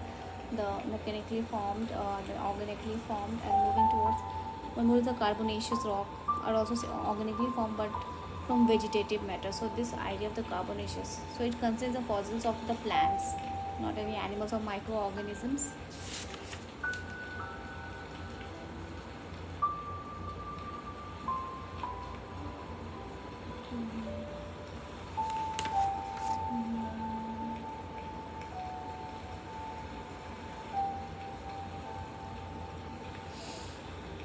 Okay. So they include limestone and chalk. The carbonaceous rock are also organically formed but from vegetative matter. Swamps and forest. The pressure of overlying sediments has compressed the plant remains into compact masses of carbon, which eventually become peat, lignite, or coal. This have to read once more. So now anything from this chapter is done. Classification of rock, different types of rock. We just classify igneous, different types of igneous rock, different types of sediment, mechanically, organically, and we have the chemically. We'll do it, and then we have the metamorphic rocks system.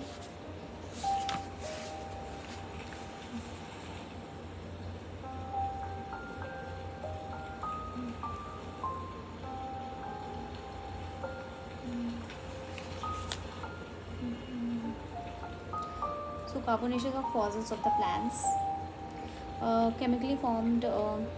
This one opaque lignite and coal actually. So chemically formed sedimentary rocks. So something has to be chemically formed, right? Such rocks are precipitated chemically from solutions of one kind or other, like rock salts. Okay, so these are chemically formed sedimentary rock, the one which we eat. Are derived from strata which once formed the beds of the seas or lake. Rock salt. Gypsum, calcium sulfate. So it's like gypsum, calcium sulfate. Is obtained from the evaporation of salt lakes, such as the Dead Sea, which has a very high salinity. In some ways, potash and nitrous may be formed. So these are the chemically formed sedimentary rocks. One kind of it. So these rocks are chemically precipitated. precipitated chemically from the solutions of one kind or other, similarly to mechanically formed from the particles of one or the other rock. Okay. Moving towards metamorphic rocks. So it's a vicious cycle. From igneous comes the sediments, and then moving towards metamorphic. All rocks, whether igneous or metamorphic, may become or sedimentary may become metamorphic or change rocks. So the metamorphic is something like the igneous or the sedimentary rock may change its form, color, texture to become metamorphic rock. Okay, and why it will change under greater heat and pressure. So under greater heat and pressure, okay, change. The original character and appearance may be greatly altered by such forces, whether it's a texture, character, shapes, sizes, color, particularly during intense earth movement. In this manner, clay may be metamorphized into slate, of course. So clay, how it will, if put into high temperature and pressure, it will metamorphize into slate, very hard rock, we can see. Limestone will become marble. So limestone is a sedimentary rock and it will change into marble. So slate, marble, sandstone into quartzite, granite into genesis, and shale into schist, and coal into graphite. So all this pura garam pressure and it changes its forms. So let's give a rating also. Clay will become slate, limestone, marble, clay, slate, limestone, marble. Quartzite will become genesis, schist, and coal into graphite. Yes. So this is an isolated limestone ka patthar or hill, near Kuala Lumpur. Compare this hill with the limestone feature shown in chapter 7 of Zabatan Penelegan. This is a limestone hill.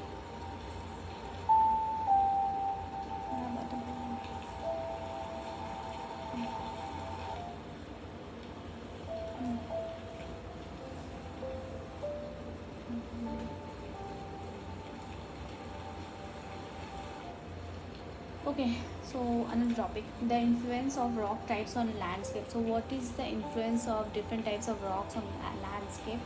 It gives different color, texture to the landscape, heatness as well. So the appearance and characteristics features of the landforms are greatly influenced by the underlying rock type. So, softer rocks like clay and shell are worn down much faster than harder rocks like granite. So coal will under high pressure and temperature will form granite.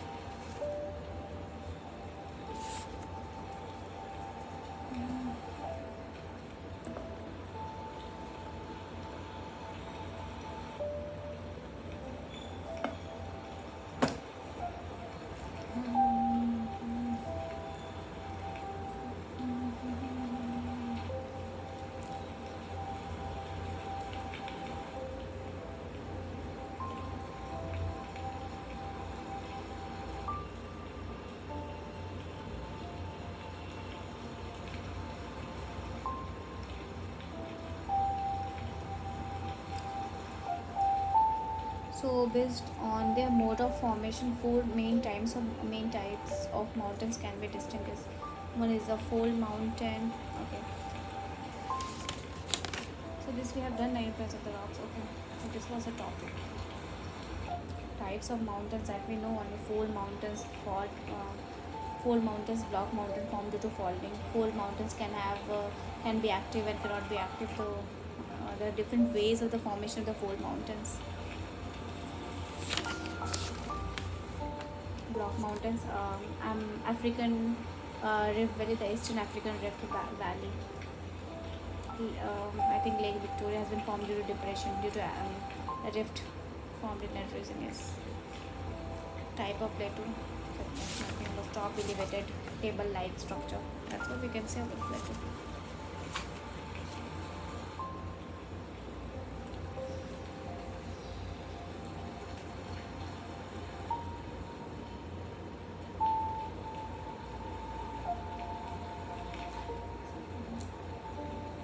Softer rocks like clay and shale are worn down so much faster than the harder rocks like granite. So, coal into granite.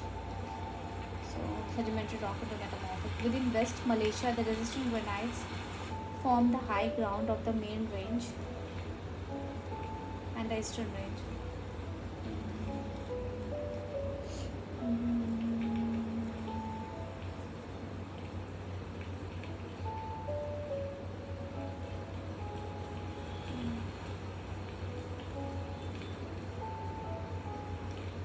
The several peaks rise to over 2000 feet.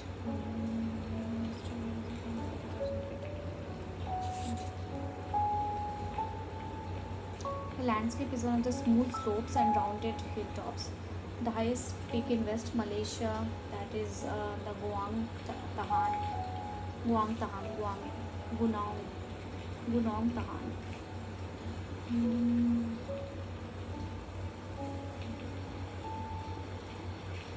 Is composed of even more resistant quartzites.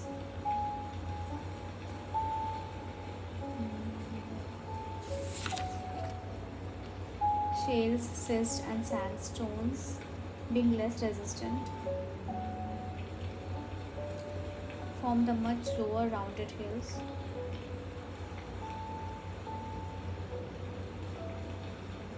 Recent river sediments form flat plains. So harder rocks, what type of plains they will form? Softer rocks, what type of plains they will form? Granite and western range. Gunong Tahan. Shales, schist, and sandstones, being less resistant. Yes, because these are sedimentary rocks, form the much lower rounded hills. Because due to erosion, I guess.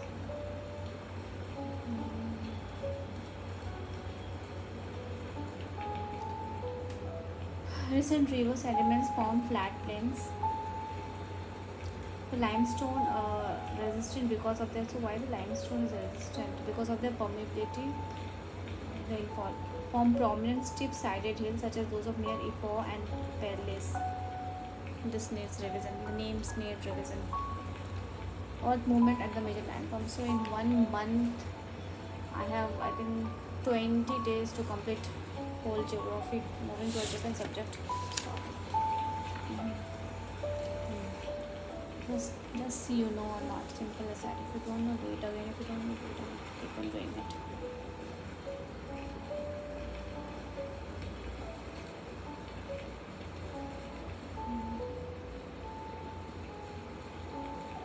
So earth movement and the major landforms.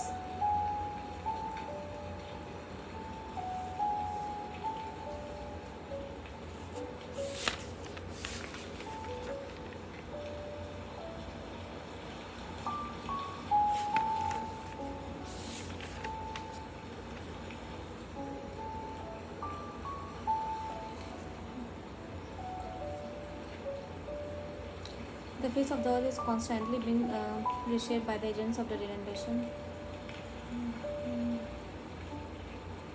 What? So what are the earth's movement and how the landforms are changing, or there has been erosion of the rocks due to movement of the glacier movement, right? Water, wind. So the face of the earth is constantly being reshaped by the agents of the denudation. That is, so what are the agents of the denudation? Running water, rain, frost, sun, wind, glaciers, waves. Running water, wind, rain, frost, sun, wind, glaciers, waves. So that our present landforms are very varied and diverse. That's why, because of erosion, the one rocks that is less resistant, they will erode fast and form steep plains or a steep plateau-like structure.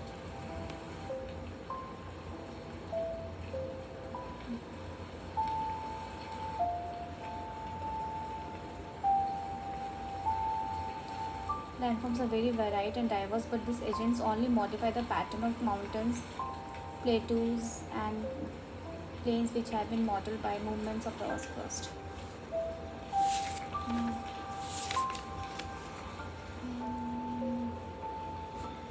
ये volcanoes को रहेगा ना tomorrow I have to make notes याद रखना please. So but these agents only modify the pattern of mountains, plateaus and plains which have been modeled by the movement of the Earth's crust.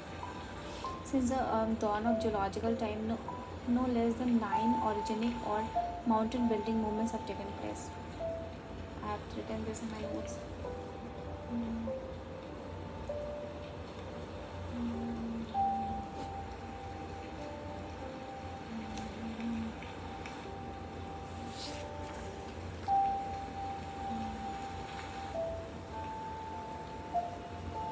Folding and fracturing the Earth's crust. Some of them occurred in Precambrian times between 600 to 1500 million years ago. So some of them had occurred. So only 9 orogenic movement or mountain building movements have taken place. So अगर ये यहाँ पे plate है इसको subsidise करवा volcanic eruption तो कितना 9 ठीक है. Folding and fracturing the Earth's crust. Some of them occurred in Precambrian times between 600 to 2000. This we have done yesterday in Precambrian, 600 to 2500 million years ago. Caledonian, Precambrian, Caledonian, Scandinavian, Alpine. Alpine is the youngest. For example, the Himalayas.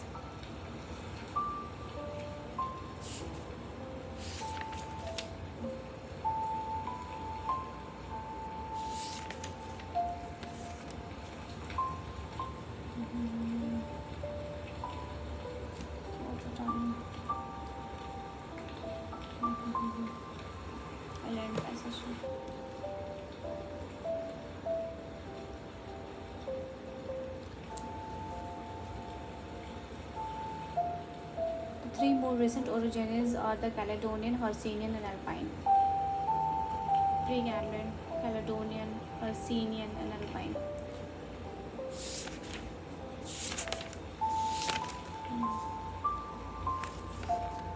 The Caledonian about 320 million years ago raised the mountains of Scandinavian Scotland and is represented in North America. These ancient mountains have been worn down and no longer exhibit the striking forms that they must once have had.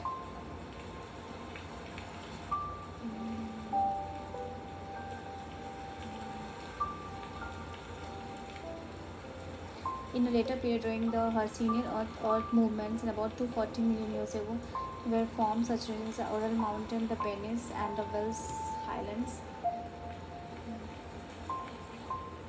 Russia, Penis and the Welsh Highland in Britain. So Penis, Welsh Highland in Britain. The Harz Mountains in Germany and Appalachians in America as well as the high plateaus of Siberia and China. This mountain have also been reduced in size due to sculpturing forces, wind, air, water, running water, glacier, whatever the landforms are.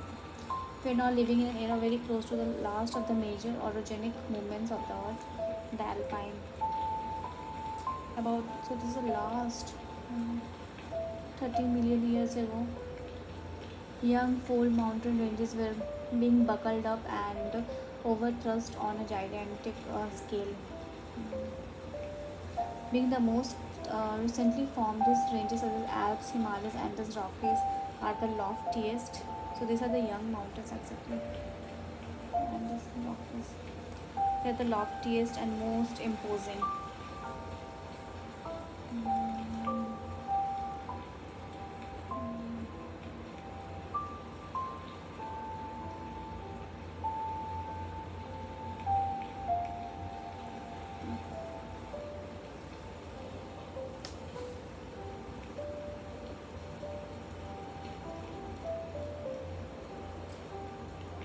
Their peaks are sometimes several miles high, but a time will come when these lofty ranges will be lowered like those that existed before them due to erosion and sculpturing forces. From the eroded materials, new rocks will be formed. Sedimentary rocks joining, this is mechanically formed rock.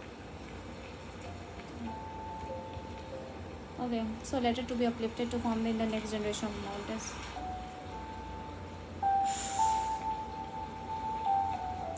Now moving to types of mountains, anyways we have done it, the fold mountains and the fault mountains, the block mountain. How it is a fold mountain formed? So due to the convergence of the continental plate. If there is a convergence of the continental plate, there will be no volcanic eruptions because no plate is subsidizing down and melting. So it will lead to the formation of fold mountains like Himalayas, and it won't be a volcanic active peak. And if there is a convergence of the oceanic plate and the continental plate, then it will lead to the formation of volcanic active peak. So volcanic active peak like Mount Sisley, Mount Etna, Mount uh, not Kilimanjaro, I think Fujiyama, I think Mount Fujiyama, not okay. So for mountains make up a large proportion of the Earth's surface. Based on the mode of formation, four main types of mountains can be distinguished. So we have done ऊपर का, we have done नीचे का, बचा गया कुछ नहीं. We have done. So four mountains is mountains. Okay guys, now I'm ending the live session. I'll just reply to the comment. Just writing.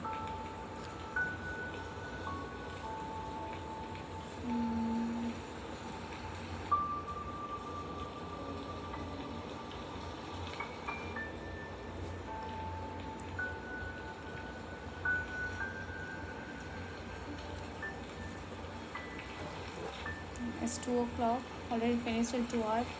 From tomorrow we'll aim at 3 hours. So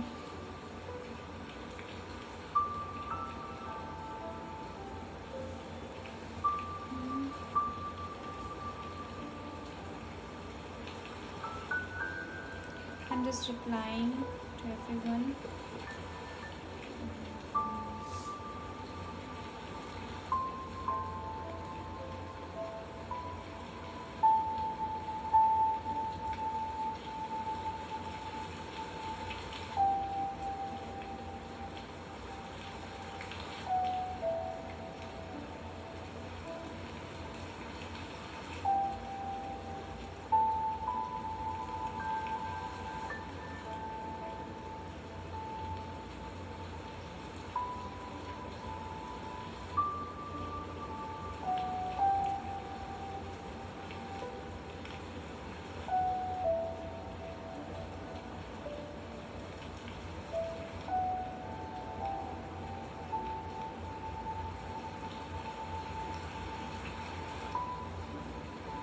So tomorrow I will be starting the live session at 3:30.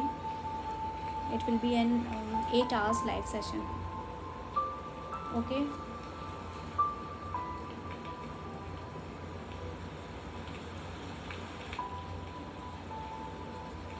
Those who want to ask any question, they can ask.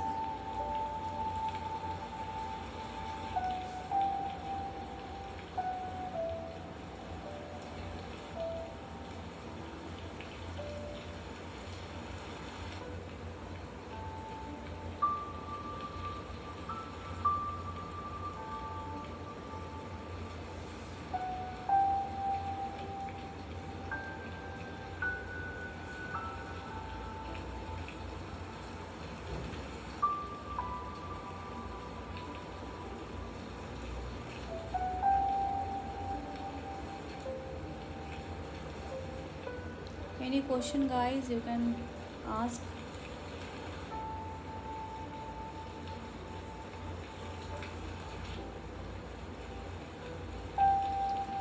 I'll be live for more 10 minutes. If anybody want to ask any questions, you can ask. I'll be because I'm going to sleep. I have to get up by 9 o'clock.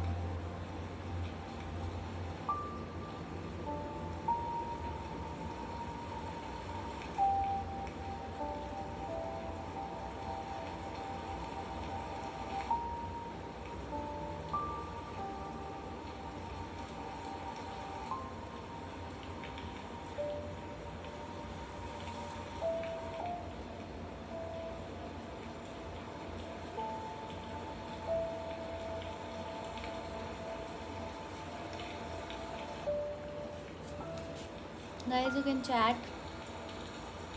Those who are awake and not asleep.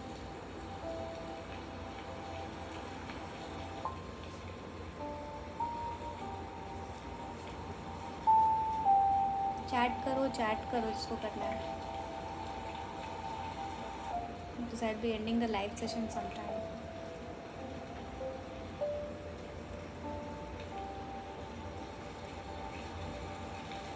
And from tomorrow it will be very systematic.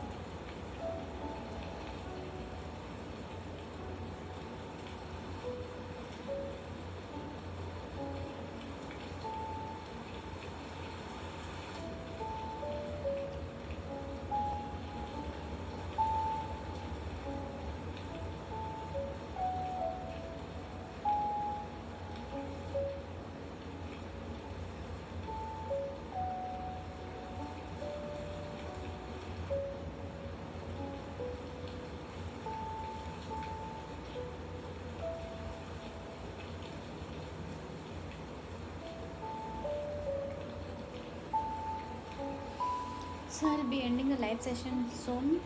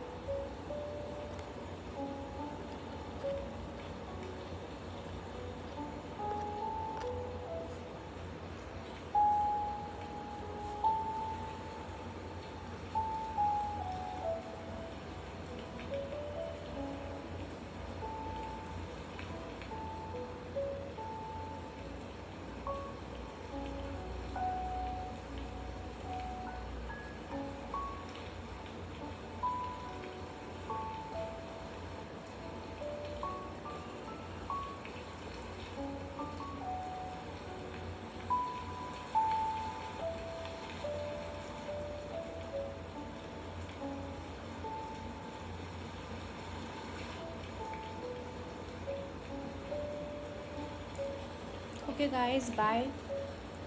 See you tomorrow at 3:30 p.m. Take care.